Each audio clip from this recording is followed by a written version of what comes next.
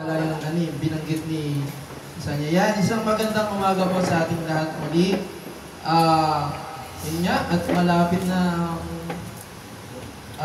mahal na araw kung ating, sabi niya, tradisyon na ng Pilipinas. Yan, kaya sabi ko kay Kuya Wawo kanina, ba't walang dalang alaspas? Diba? Kasi yung pagbiyahe ko, grabe, ang dami. Halos lahat na nakasalubong ko. Yun na, tapos mga tindahan, sunod-sunod na mga palaspas. Kaya sabi ni Ate Sonia kanina, iba talaga kapag nakakilala ka na sa Panginoon. Alam mo na yung paniniwala lang, sa pananampalataya lang talaga. Sa pananampalataya. Amen po ba? Amen. Diba? Yung faith over yung belief natin. Kasi kinalakihan natin yun na ngayong araw at ngayong first Sunday before the Lenten season, kailangan natin gawin yun. Which is, nasa Bible naman, nung ano lang sinalubong ng Panginoong Jesus bago siya mag-suffer or bago siya ipako sa krus. However, hindi po kasi yung gano'n or hindi naman kailangan. Kailangan nating ipagdiwang o kailangan nating gawin. Kasi ang mas pinipili natin na mas maintindihan ay ano ba yung ginawa ng Panginoon kung siya ay ipako sa krus. Tama? Ano yung pinagdaanan niya at bakit nangyari yung mga bagay nito. Kaya sabi ko, nung nagdadrive ako, nakikita ko yun. Talaga kasi, ang drive ko po ay mula Rizal. So, start ng Rizal, nakikita ko na. Taguig, dumaan ng Sukat, ng Alabang, ng San Pedro, Binyan, lalo sa Kanlalay. Ang dami talaga. Sabi ko, tapos pagdating pa dito sa Timbao, talagang bit-bit nila na kahit ano yan, hindi na makapag-drive ng maayos yung nakasabay ko kasi hawak-hawak niya, ayaw niya mahulog. Diba? Sabi ko doon talaga, nung na-realize, sabi ko, iba talaga kapag may relasyon ka sa Panginoon compared dun sa kilala mo lang siya. Tama? So parang, ang nangyayari ay malaki yung pagkakaiba ng may alam kang Diyos sa mayroong kang relasyon sa Panginoon. Alam mo na yung mga dapat gawin at alam mo na yung mga hindi dapat gawin. Alam mo na yung biblically na sinasabi ng Panginoon compare dun sa sinasabi lang ng kinalakihan natin. Amen? Malaking bagay po yun. Bakit ko po nasabi? Kasi nakatipid kayo pambili ng palaspas. Tama? Magkano ng palaspas po ngayon? 35, 40, depende sa design. Diba? Pag maganda-ganda yung design, malaki-laki yung item, mas mahal. Tama? Imagine nyo po yun, nakakatipid po kayo taon-taon. Diba? So yung ginagawa po nila, talaga namang nasa Bible yung ginawa nila, pero it doesn't mean, hindi po sinabi ng Biblia na dapat gawin every Lenten season na lang. Diba? So ginawa po yun, just to brief, history nun, ayun po yung ang kwento na yung Panginoong Isus ay naghahanap ng masasakyan niya. Sabi niya po doon sa isa niyang disciple, maghanap ka, puntahan mo itong lugar na ito, yung taong ito, at imagine niyo po, hindi siya pumili ng karwahe o anumang magandang kabayo. Ano pong pinili niya? Asno o donkey. Nakakita na po kayo ng donkey? Huwag niyo po tingnan yung katabi ko. Nakakita na po kayo ng asno? Asno yung maliit na lang. Hindi po yung inuupa ng mga bata na malungkot na. Donkey, maliit na parang kabayo, pero maliit lang siya. Maliit maikli ang bias, maliit mababa. Kasi parang pambata, kumbaga. Pwede mo kuha ng mga pambata. So, ganun po yung pinili niya. Ano pong pinoportray yun? Talagang ang Panginoon ay pumunta sa lupa, hindi para tingalain. Amen? Hindi para kilalanin na hari or kilalang tao. Talagang ibinaba niya yung sarili niya. At pero, yung mga naniniwala sa kanya, nakakita ng mga milagrong ginawa niya, pinatunayan pa rin na sila ay sumusunod sa Panginoon. At doon po nila ginawa nila sa palaspas doon, binagsak nila sa lupa para patungan ng dadaanan ng Panginoon. So, doon po yung history nun, yung palaspas na yun. So, kaya itinawag siya sa Lenten, kasi nga naman po, yung panahon na yun, sunod na po nun, yung paghihirap ng Panginoon, pagpako niya at yung kanyang tao. Kaya makikita niyo po, kinalakihan na natin, nung hindi pa tayo mananampalataya, ganun na yung nangyayari taon-taon. Pag may palaspas, ibig sabihin mo nun, paghahanda na sa araw ng, mahal na araw. Amen? Yan. So, ang dami pang belief nun, sa pang napansin ko nun, at nababalitaan natin, i-intro ko lang po na sa panahon ngayon ay nagmamahal ang isda. Bakit po? Bakit? Bawal kami. So, tataas ang isda, bababa ang presyo ng kami. So, sa ilang taon na dumaan, ginagawa niyo po ba yun? Ginagawa niyo ba? Oh, grabe ka na po. Para naman, yan. Ate Wiz, umaamin yung Ate Wiz, wala namang nagtatanong na ano. Ayan, so, yung belief na yun, na kung titingnan natin, gusto ko lang kasi i-grasp yung information ng mahal na araw, ano yung dapat na ginagawa natin bilang may relasyon na sa Panginoon. Amen? So, sa tingin niyo po ba, ito po ba yung makakapagbago ng pananampalataya? Makakapag-boost ng pananampalataya mo kapag kumain ka ng isda o ng gulay sa mga araw? May epekto ba yun? May karagdag, may plus points ba sa Panginoon yung bagay niya? Naniniwala ko na wala. Tama? Wala naman pong sinabi rin sa Biblia yung bagay niya. So, naisip lang nila yun bilang pag-aayuno o bilang pagpapakita na itong araw na ito ay talagang kailangan natin maglinay-linay. Tama?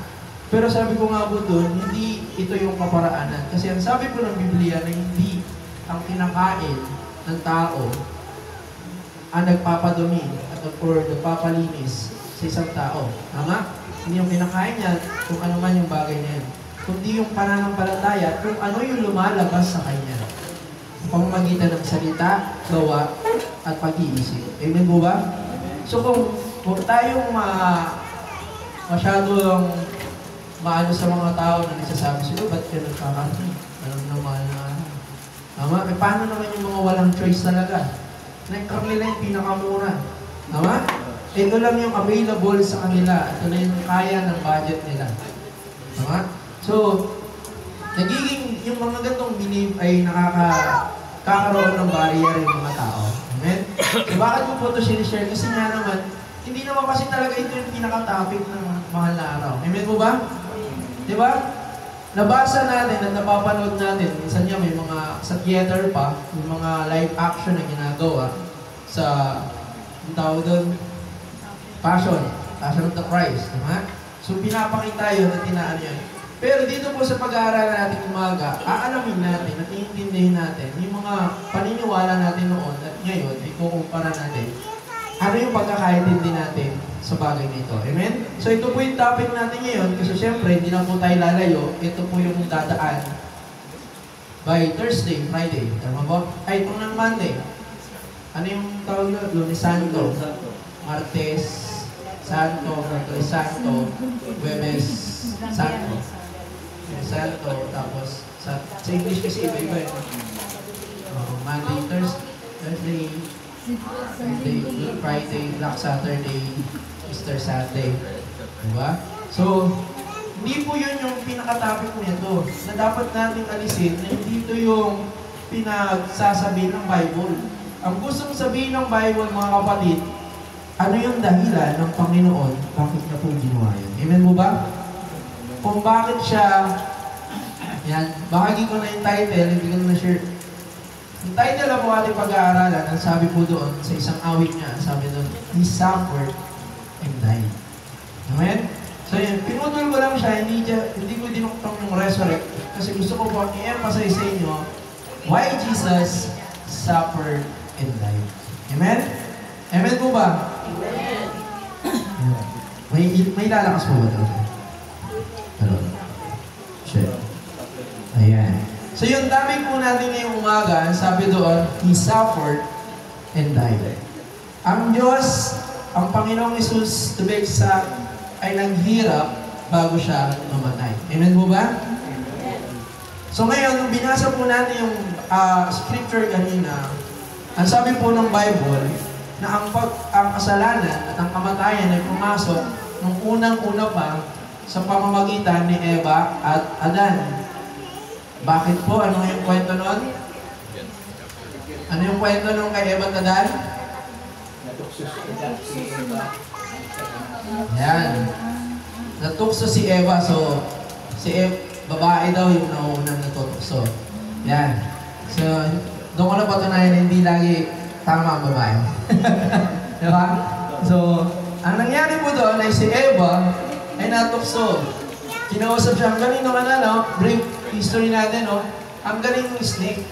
Sabi doon, hindi niya binago yung sinabi ni Jesus, ng Panginoon, kundi sinabi niya yung exact, pero may tanong sa dulo. Tama mo ba?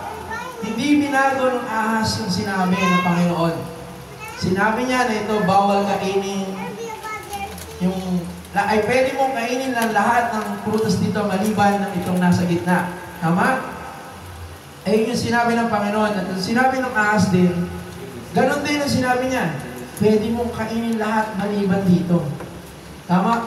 So, parang ni-rephrase lang niya ng ni-rephrase hanggang mapagtanto ni Eva, baka pwede rin kainin to. Kasi binigyan naman kami ng hindi naman sinabing, ganito, ganyan, walang sinabi na mamamatay kami, anything. Basta walang parusang binanggit ang Panginoon. So ngayon, tinaray nila, ang masama pa nito, ang ginawa ni Eva, pinagduman pa si Adan. Sabi niya, tara, kainin natin to. Kainin natin yung bagay nito.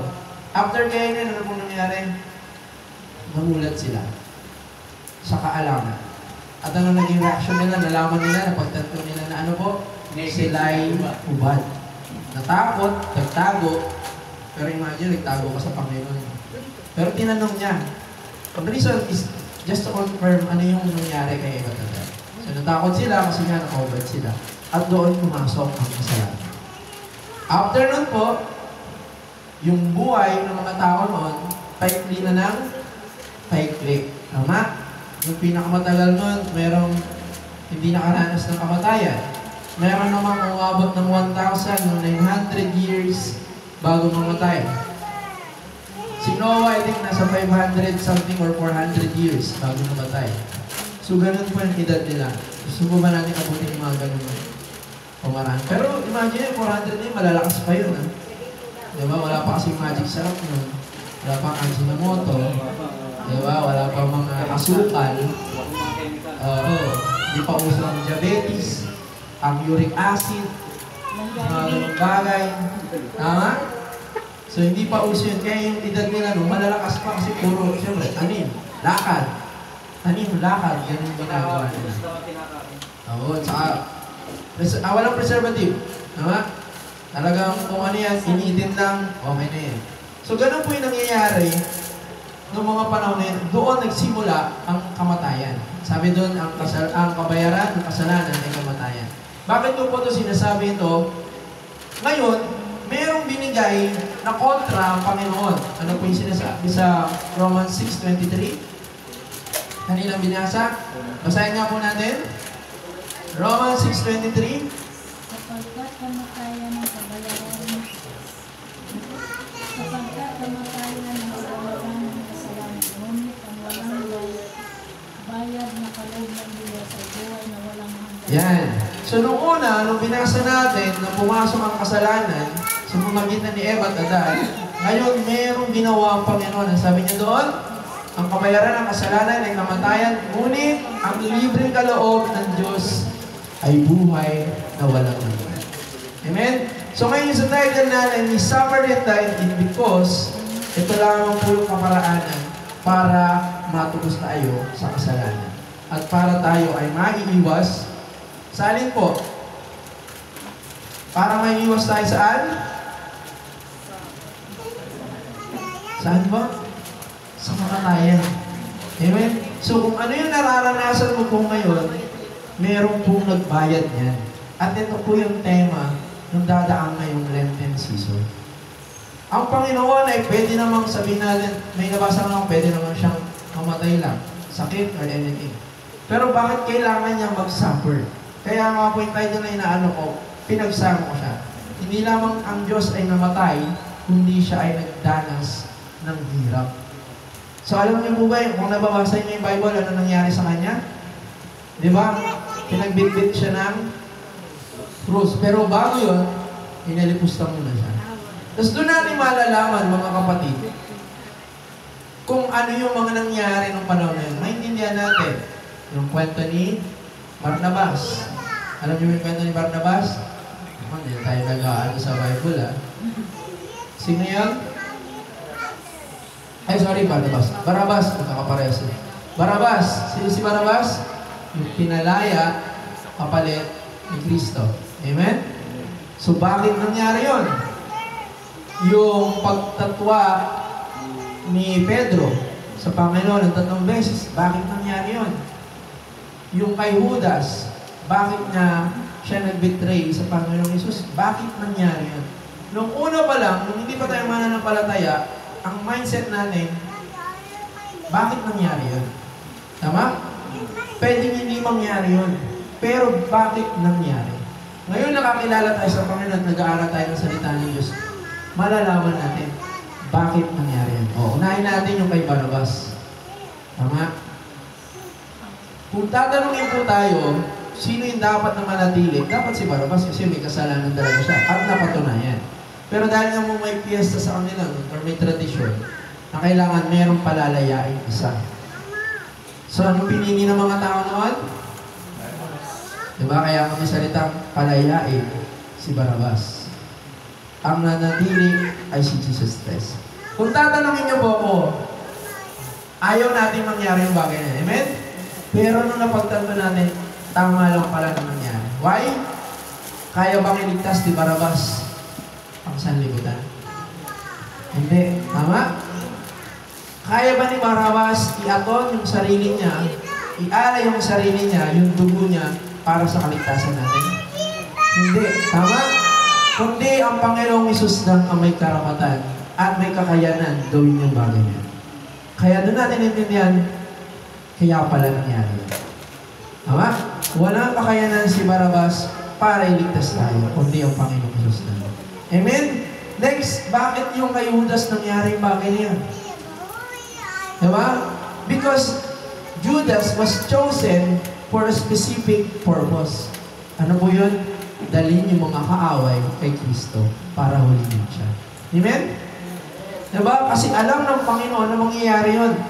If you remember, may nagsabi pa sa kanya, either si Pedro yun, sabi niya, Lord, hindi ko hahayaan mangyari sa iyo. Ang sabi ng Panginoon, pumalikot ka, kampo ng demonyo.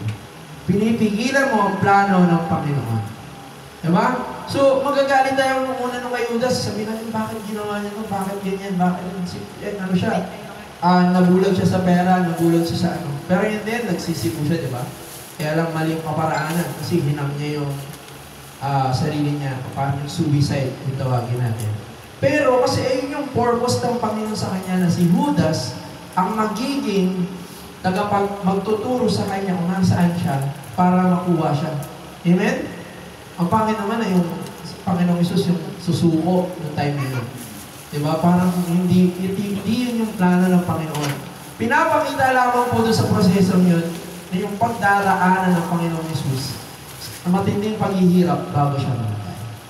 Isa pa, na na-realize ko rin mga kapatid, when Peter denied Jesus Christ, anong naisip niyo? Nagalit tayo kay Pedro, tama? What I realized, and the Bible says, paano kung hindi itinatwa ni Pedro si Jesus Christ na tayo? Kasama siya sa ipapako. Sino ngayon ang magbabahagi ng salita ng Diyos? Ano nangyari kay Pedro? After nun, naging great preacher siya. Tama? Pinalaganap niya ang salita ng Diyos sa iba't ibang lugar. Amen? So, reason ng Panginoon na talagang i-alis yung mga disciple niya sa kanya na hindi maging konektado. Alam na ng Panginoon, sabi niya, di ba? Itatatwa mo ako ng 3 beses. Amen? So kung nabasa natin yun, nagalit tayo kay Pedro, bakit niya ginawa yun? Pero the very purpose of that, because Peter has a main purpose pa. Meron pa siyang duty. Hindi para mamatay doon, kundi para i-proklama ang salita ng Panginoon. Because Peter is the very eyewitness sa mga ginawa ng Panginoong Hesus hanggang siya'y mamatay. At then, he can proclaim that Jesus died for our sin. Amen? Amen po ba? Amen. So, yung mga ganong pangyayari, hindi mo marirealize yun unless binasa mo lang. Tama? Pero kung may magpapaliwanag at iintindi mo bakit nangyari yun, gusto niniwala ko that Jesus Christ suffered and died because it was already planned. Amen po ba? Planado na yung mga bagay na yun. Amen? kahit magalit tayo sa mga karakter sa Bible, planado na yun. That even Jesus Christ, sabi niya, gustuin ko man, na alisin yung, may term na sabi niya na yung saro ng hirap. Imagine, even Christ said that sa Bible. Pero ano sabi niya? Pero hindi ko pwedeng pigilin ang plano ng Panginoon.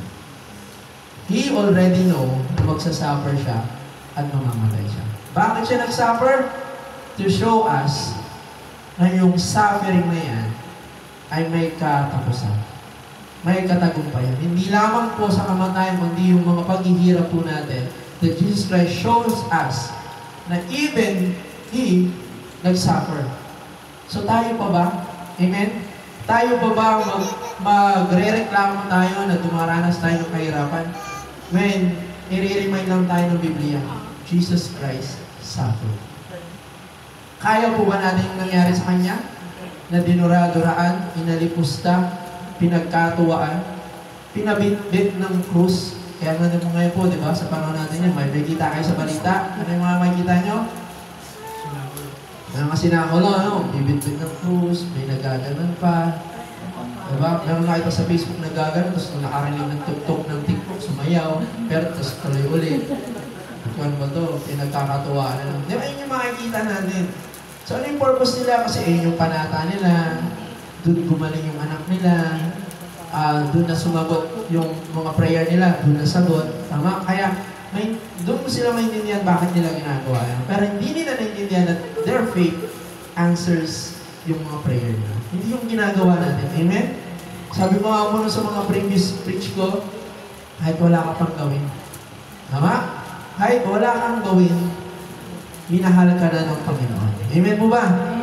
Naalala niyo po ba yan? Diba? So, anong dapat natin gawin? Knowing na wala na tayo, dapat gawin, minahal na tayo ng Panginoon. Ano yung pwede natin maibalik sa Kanya? Unang-una, malaman natin kung ano yung nilalaman ng Biblia. Sa ganun, gagawa natin yung mga bagay na makakapagbigay sa Kanya ng galak, ng kasiyahan. Tama? Makakapagsabi niya sa sarili niya, masasabi ng Panginoon na itong anak ko ay very proud ako. Yan, kanina, di ba? Proud tayo kasi si Akisha, kahit pag ganyan-ganyan, nag-honor. Di ba? How much more the Lord said na sa ginagawa mo, proud siya sa'yo. Amen? So may honor ka din. Di ba? Yung glory. Honor of glory na sinasabi. So, ito yung mga bagay na darating at masasaksihan nyo. Tama? During this week, ayan ang ano. Kami kasi may plano kami this Holy Week. Bibisitahin namin si Mama sa Batangas at si Papa. Kasi matagal na rin kami hindi pa nakakauwi. So yun yung gagawin namin. Diba? But it doesn't mean na tayo ay tumataliwas. Huwag naman po kayong kasi sinabi yung pastor na hindi tayo magganyan-ganyan.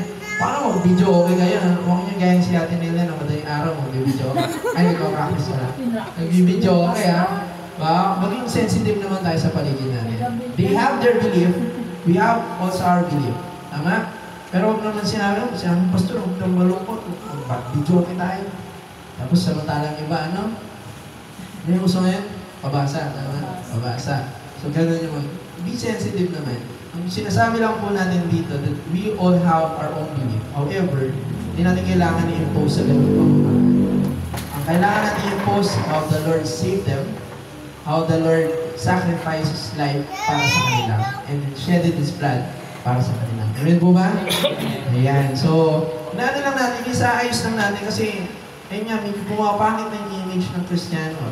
Again, share ko lang yung familiar kayo or updated kayo sa balita, ang mga Christian na nag-gather sa isang coffee shop na umabot ng 4 hours. Pero hindi nila inarkila yung coffee shop na yun.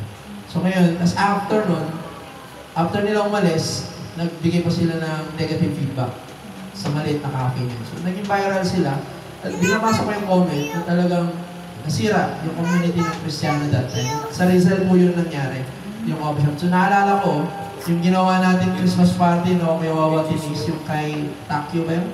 Diba? Inarkila natin, pinasara natin, kasi meron na yung gagawin. Diba? So doon, hindi nila inarkila yun, basta pumasok lang sila, sobrang dami nila, pero may mga video na na-accommodate naman sila lahat. However, they give negative feedback. At ang ginawa nila, imagine nyo sa cafe kayo magpe-prayer, ang tawag dito? Prayer, gathering prayer. Imagine, cafe, maingay, crowded, public. Tama? If you have gathering para sa mga ganun, much better, kilahin natin yung mga lugar. Amen? So, maganda kasi meron po tayong church na pwede tayong gawin yung mga bagay. So, bago ko na share yun kasi very sensitive ang Lenten season. Very sensitive itong panahon na to. So, we need to be organized, be precise sa mga kilos natin as Christian. Hindi ko sinasabi huwag niyo ipakita pagiging Kristiyano. Sinasabi ko po is ipakita niyo kung paano maging isang Kristiyano. Amen? Ayan. So, balik po tayo doon. Una, naging reason niya is to atone our sin. Tama? And then next is yung securing our salvation. Amen? Ang tanong na, may kapangyarihan ng Panginoon, bakit hindi niya na lang ginawang gano'n? Ba't hindi niya na lang sinave yung mga tao? Ba't kailangan niya pang gawing tao ang Panginoong Jesus, mag-suffer, mamatay, at muling mabuhay? Bakit? Meron naman siyang kapangyarihan. Amen? The Lord is very powerful. Pero bakit niya ginawa yun? Diba? So, naniniwala ko, it's because we want to demonstrate your love. Diba? Parang ano lang yan eh, isang mayaman na magulang, tapos yung anak mo, kapag may kailangan, bigay mo agad. Pero ang nangyayari, sa trabaho ko lang, wala nang usapan, wala nang communication, wala nang bonding, wala nang anything. Pero pag nangailangan yung anak ng mayaman, bigay agad. Amen? So, ang tanong doon na asan yung love, yung connection, yung relationship. Amen po ba? Kung gano'n ang ginawa ng Panginoon, anong kailangan nating, anong kwento ang masasabi natin na ginawa ng Panginoong Isus para sa atin? Amen? Magiging palalo tayo. Tama? That because of our strength, our wisdom, kaya ako meron ganitong bagay. Amen po ba? So nangyari ito to demonstrate and to secure our salvation that the Lord became into flesh, sacrificed, and died because He want to demonstrate the very, very best demonstration of love sa ating mga tao. Amen po ba yun? Amen? And then, next is fulfilling yung prophecy. Diba? Kung mababasa niyo po sa bandang Isaiah, sinabi doon na mayroong someone na ipapanganak that will be atonement of our sin, kabayaran ng ating kasalanan. And then dumating yung New Testament at alam ng Panginoong Isus na siya ay mamamatay. He knows. Kaya will suffer, will die, pati nga kay Pedro, itatatwa siya, magkakanulo siya, ipapako siya, lahat yun. At sabi pa niya, and I will rose after 3 days. Amen? Diba? Sinabi pa niya doon sa madaling aga, sinabi niya doon sa templo, ng maraming taong ginawa na ng tindahan, ng anything, sabi niya, kaya kong i-destroy to at i-build ko to within 3 days.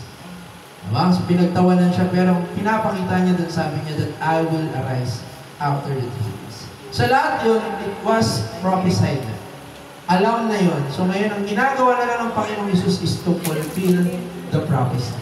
Na merong isang dugo na dadala para sa kabayaran ng ating kasalanan. Imagine mo po, tignan mo yung mga katabi mo, at imagine mo that it happens because of them. Amen? Dahil sa katabi mo, nangyari yung bagay na to. Amen? Diba? So ito yung ini-impose namin, mga preacher, pinapakilala sa inyo, ano ba talaga yung dahilan nitong pagdiriwang natin ng Lenten season? Yes, maganda kasi may holiday. So 2 days holidays. Sa Thursday, Friday. Tama? And then, papasok pa ng weekend. So, ang dami natin pwedeng gawin. However, bago dumating sa punto na yun, gusto po namin emphasize sa inyo, ano ba yung dapat natin maalala? Ano yung mga pinapakita ng news, ano yung pinapakita ng mga palabas, The Passion of the Christ. Darating dyan yung mga kwentong malulungkot. Nung bata ko, naalala ko, pag umaga, ang palabas ay kay Noah. If I remember. And then, kay Moises. Bata ko, yung inaabangan ko lagi pag imagine yung bata ko, yung inaabangan yung Lenten season and anything. Inaabangan ko yung palabas na yun. Noah, tsaka yung kay Moises. Diba? Yung Red Sea, then He helped yung mga taga-Egypt para makaligtas. Yun yung pinapanood ko, tinabang ako ng Lenten season. Ngayon malaki na tayo, at meron na tayong kaalaman, especially meron na tayong relasyon sa Panginoon. Ano yung mga maaalala natin? That because of me, sabi mo sa katabi mo, because of you, diba?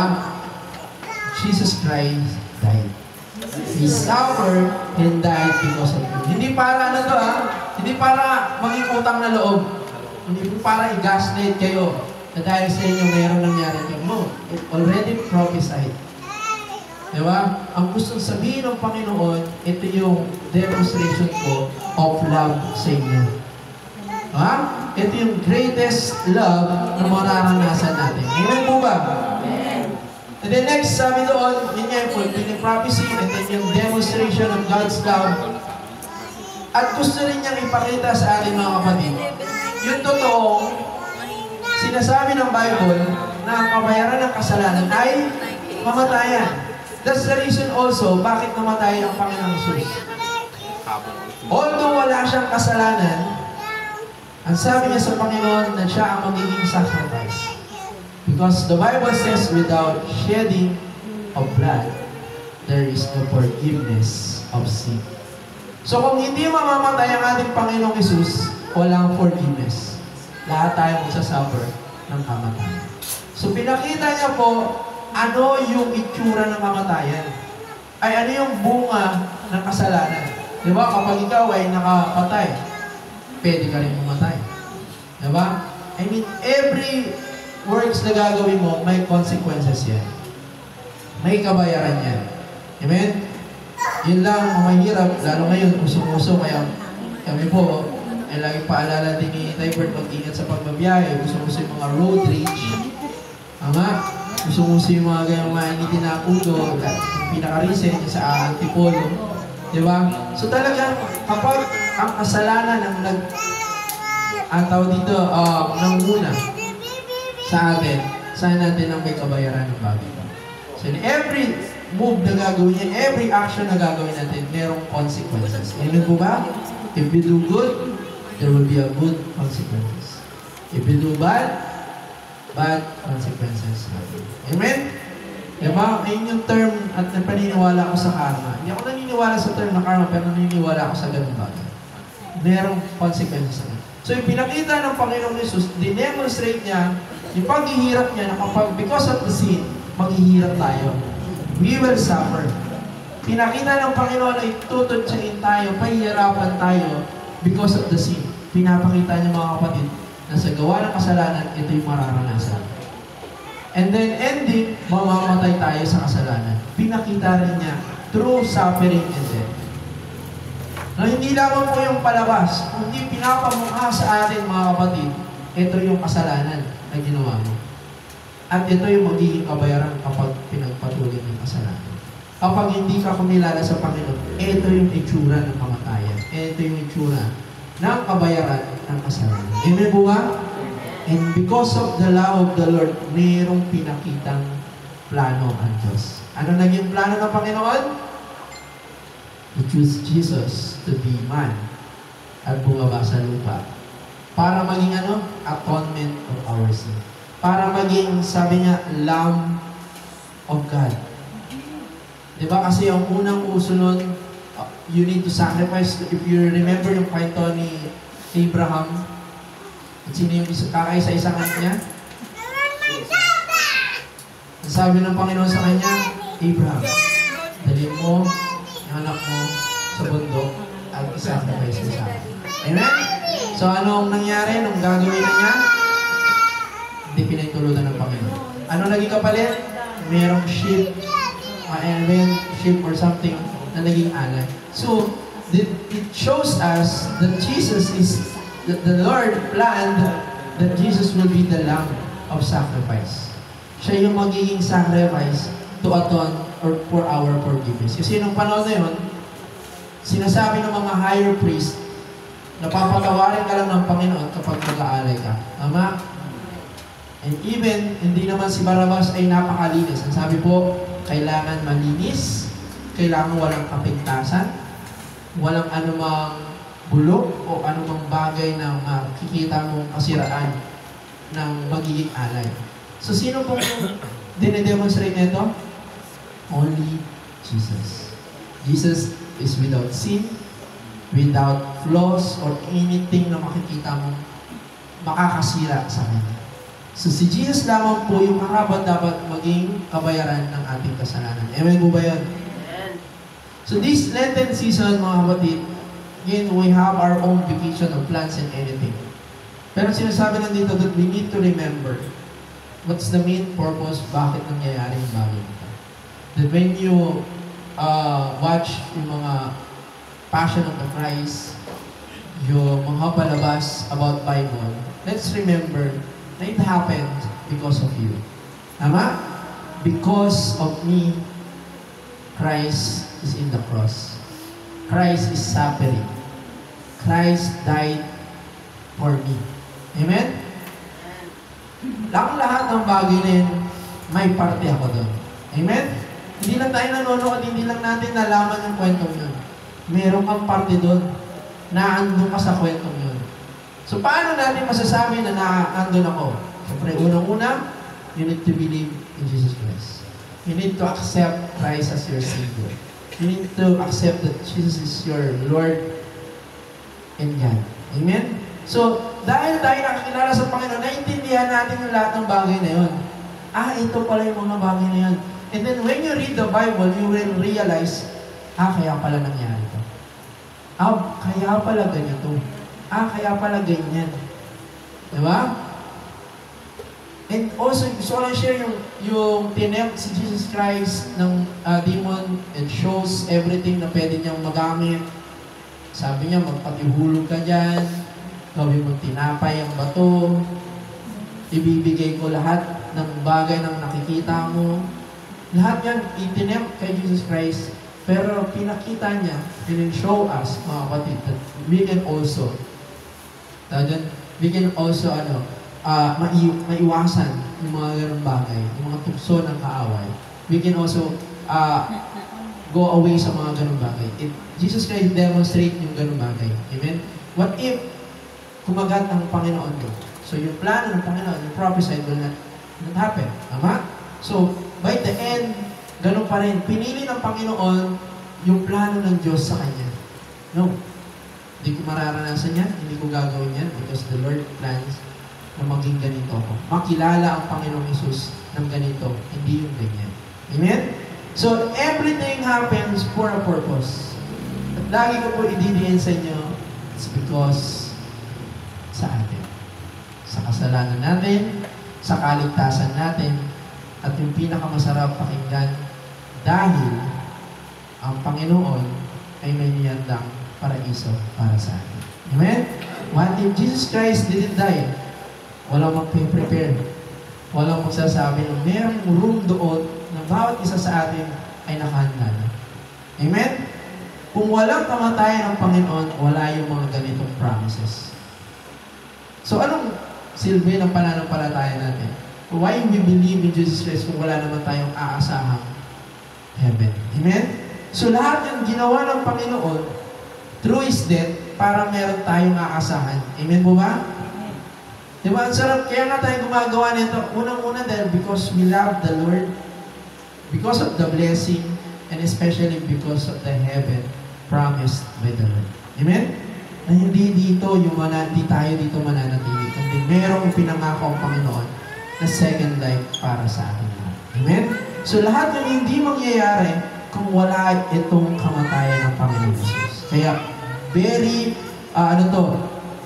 sabi ko, very big event ang pangyayari nito. Amen? So, nasa sa atin lang yan kung paano natin i-interpret yung pangyayari. So, ngayon, how we interpret and we internalize yung ganitong mga bagay, read the Bible. Pray. And then, enjoy kung ano yung mga ginagawa natin para sa Panginoon. And doon natin malalaman bakit pala nangyayari ito. And then, as a result, di ba? Na-enjoy natin yung mga bagay ngayon. Amen? Nakakaawit tayo. Nakakapunta tayo kung saan-saan.